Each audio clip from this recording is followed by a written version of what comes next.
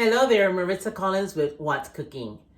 The holidays are around the corner and I am ready to whip up one of my most requested and go-to holiday treats, eggnog, or Romponche as they call it where I'm from back in Panama. They also call it Rompope or Coquito if it's made with coconut milk. Whatever way you call it is delicious and it's super popular for the holiday season.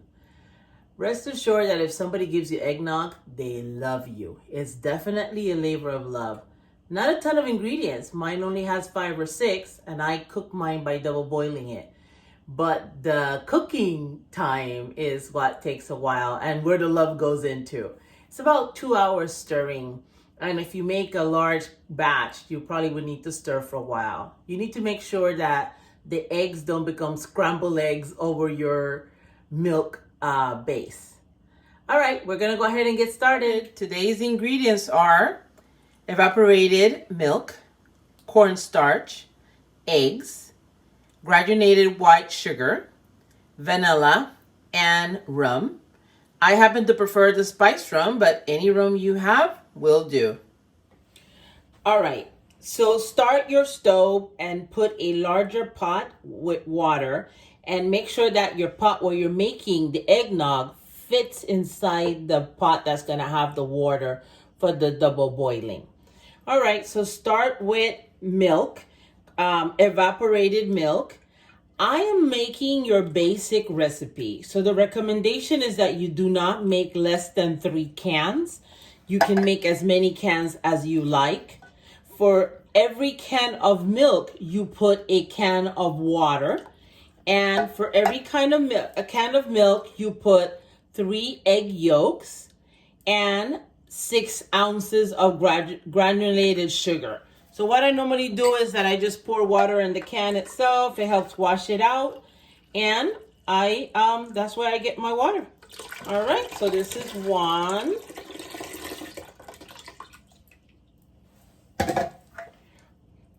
2.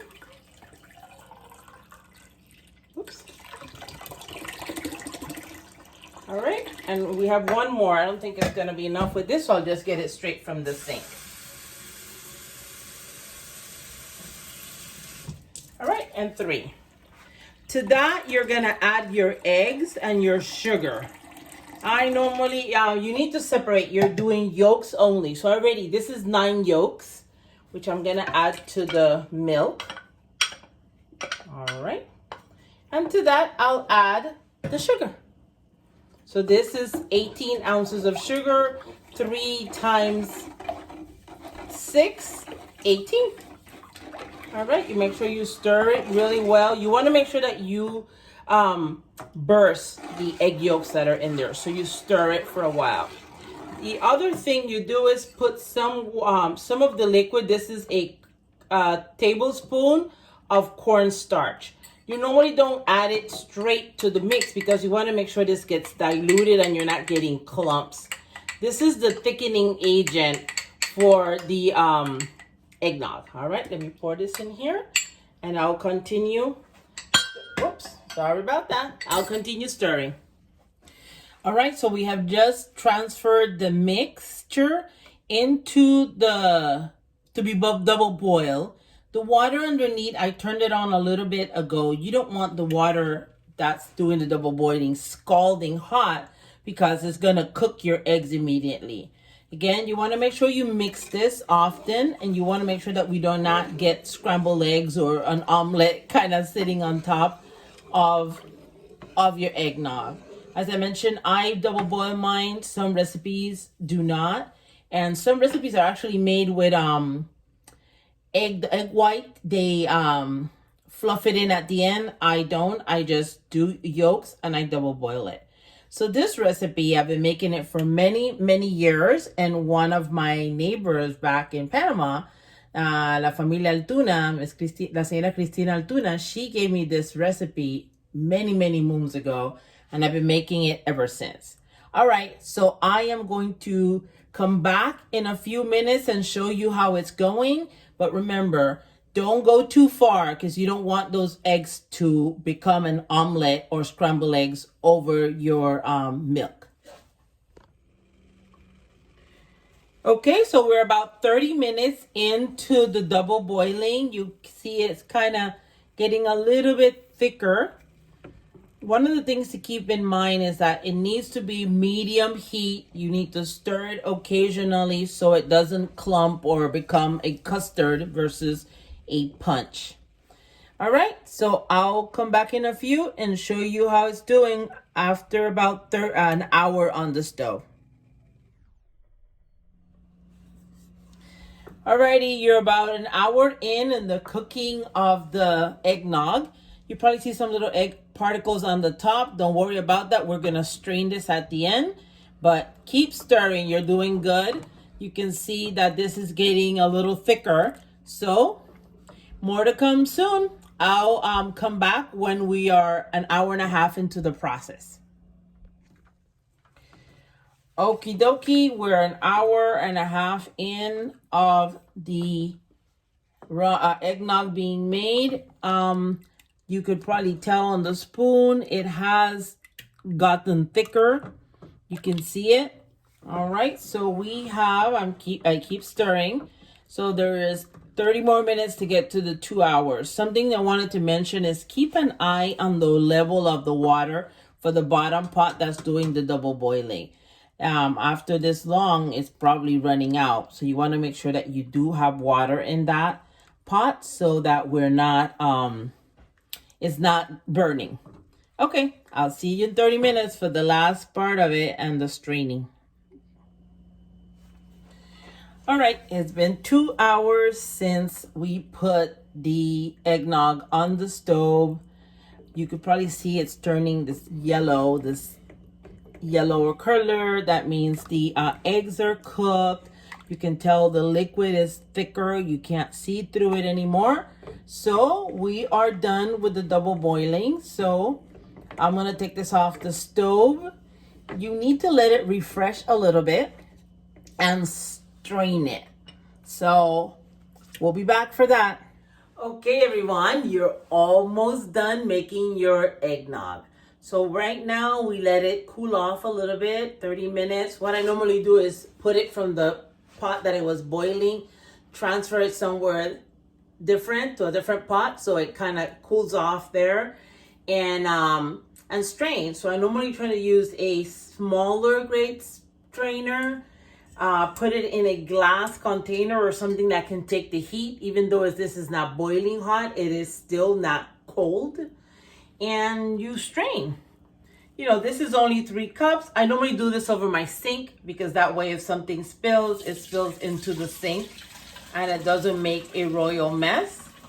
Kind of throw it little by little and you'll notice that the strainer is going to pick up any of the particles of egg. So we try to throw off all of the white of the egg, but some of it sometimes filters through. So slowly and surely. This 3 cans makes about 72 ounces of liquid because for each can of milk, you put a can of water. So, voila. All right, so it's done. Strain and put this on the side here. All right, I kind of rinse around the sink, rinse around my container. You don't have to if nothing spill. All right, so it's time to add the vanilla and your rum. So the recipe calls for vanilla and rum to taste. Everybody has a different idea of how much they like to add. Personally, I feel like we should add enough for it to taste like vanilla and rum, but not be, this is not a shot. This is not somebody trying to get you drunk. This is something you kind of sip. So I'm adding 3/4 of a cup of rum. So basically I'm doing 1/4 cup of rum per can of milk. And also I'm doing a teaspoon of vanilla per can. I would say taste. I would start with this and taste. If you want more vanilla, add it. I was better to start with less and add because you can't take it out. The same with rum. You know, the reality is that you can add the rum to the last minute, even right before serving. And I have people I know, they like more rum. I add more on in theirs. And the general mixture, I don't.